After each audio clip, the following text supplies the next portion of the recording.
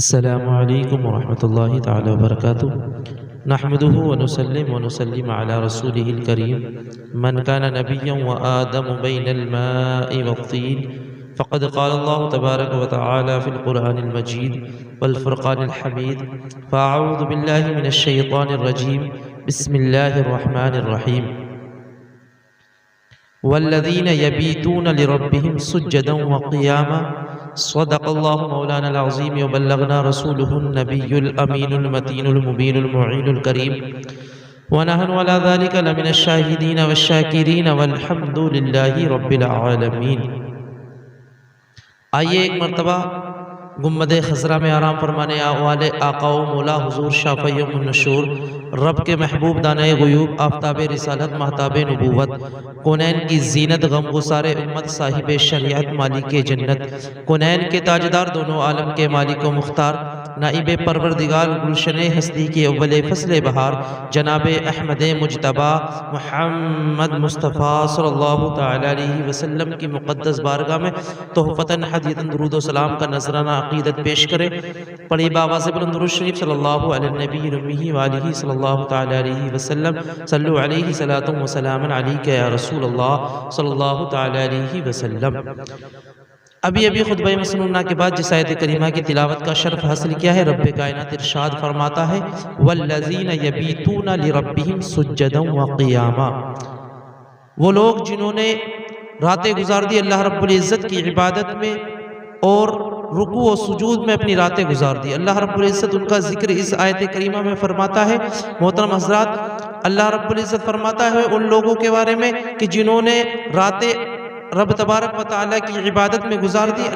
دی۔ محترم حضرات، عبادت کا حال یہ تھا کہ اللہ رب العزت کی جب عبادت کرتے تو پتہ نہیں چلتا کہ راتیں ختم ہو جاتی تھی اور سجدہ مکمل نہ ہوتا۔ اس کی سب سے بڑی مثال ہم سب کے نبی کریم صلی اللہ تعالی آقا کریم صلی اللہ تعالی وسلم کی لخت جگر، نور نظر، سیدہ فاطمہ الزہرا رضی اللہ تعالیٰ عنہ۔ محترم حضرات، سردیوں کی لمبی لمبی راتیں ہوا کرتی تھی۔ سیدہ طیبہ طاہرہ عابدہ زاہدہ سیدہ فاطمہ الزہرا رضی اللہ تعالیٰ عنہ اپنے بچوں کو دودھ پلانے کے بعد میں سیدہ فاطمہ الزہرا اللہ رب العزت کی بارگاہ میں عبادت کے لیے کھڑی ہو جاتی تھی، اور عبادت کا عالم یہ تھا کہ آپ کھڑی ہوتی تھی تو سردیوں کی لمبی لمبی راتیں ہوا کرتی تھی محترم حضرات، مگر سیدہ عبادت کے لیے کھڑی ہوتی تھی، راتیں ختم ہو جاتی تھی اور سیدہ فاطمہ الزہرا رضی اللہ تعالیٰ عنہ کا ایک سجدہ مکمل نہ ہوتا تھا۔ اپنے سر کو سجدے سے اٹھاتی تھی اور اللہ رب العزت کی بارگاہ میں عرض کرتی تھی، یا اللہ تو نے چھوٹی چھوٹی راتیں بنا دی ہیں، یا اللہ رب العزت تیرے پیارے محبوب کی بیٹی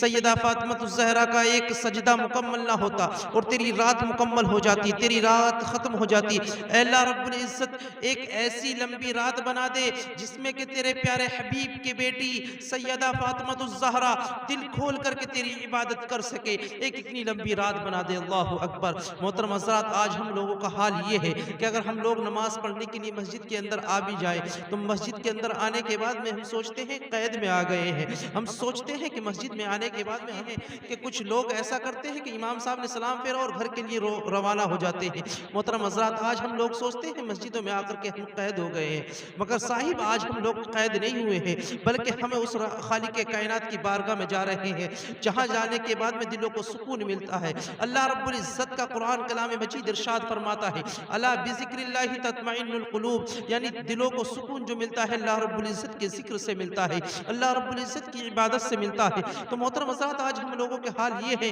کہ ہم لوگ نمازیں پڑھنا شروع نہیں کرتے۔ ہم نمازیں بھی اگر پڑھنا شروع کرتے ہیں، نمازیں پڑھتے ہیں تو بڑی جلدی جلدی نمازیں ادا کرتے ہیں۔ محترم حضرات، ہمیں ان لوگوں کی نمازوں کو دیکھ کر کے، عبادتوں کو دیکھ کر کے ہمیں فائدہ حاصل کرنا چاہیے، فیض حاصل کرنا چاہیے کہ یقیناً ان لوگوں کی حالات کیا تھی نماز میں۔ محترم حضرات، وہ لوگ جب طرح کھڑے ہوتے تھے کہ نماز مکمل نہیں ہوتی تھی، ایک سجدہ اور رکوع مکمل نہیں ہوتا تھا،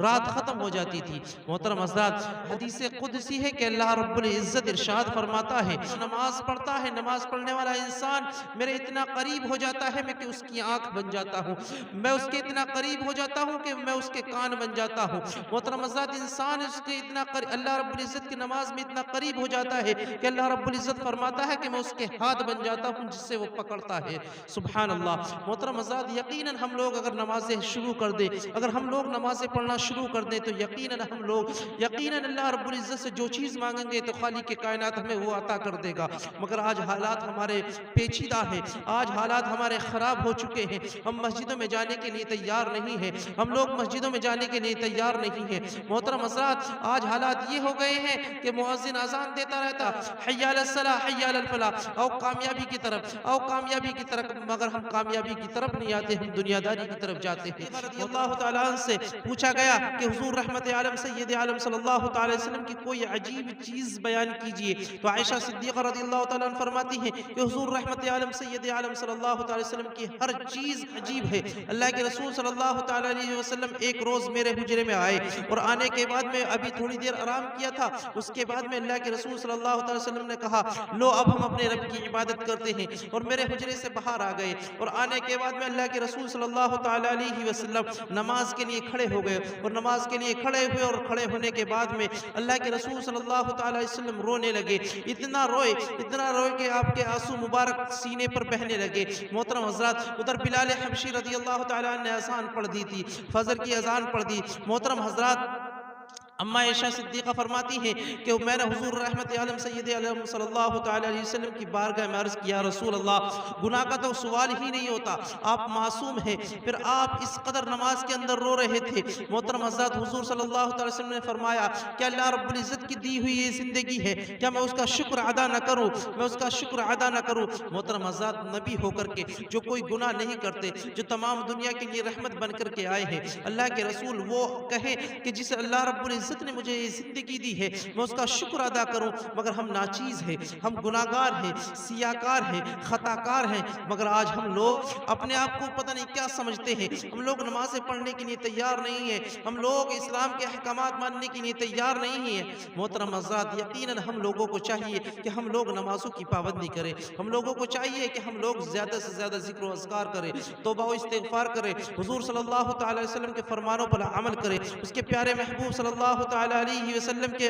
فرمانوں پر ہم لوگ عمل کریں۔ اگر ہم لوگ اس علیہ وسلم کے فرمانوں پر عمل کرنے والے بن گئے تو یقیناً ہماری زندگیاں خوبصورت ہو جائیں گی۔ اللہ رب العزت سے دعا ہے کہ اللہ رب العزت ہم سب کو نماز پنجگانہ کی پابندی کی توفیق عطا فرمائے۔ وما علینا الا البلاغ۔ السلام علیکم ورحمۃ اللہ وبرکاتہ۔